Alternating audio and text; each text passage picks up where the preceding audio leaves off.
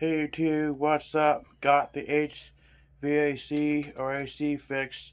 It was a bad capacitor and something else, can't remember what, but it's fixed. And look what we got here. Oh, fuses, that's what it was. Bad fuse and bad capacitor. So it's been replaced and fixed. Look what we got here. I'm going to show you this guy works.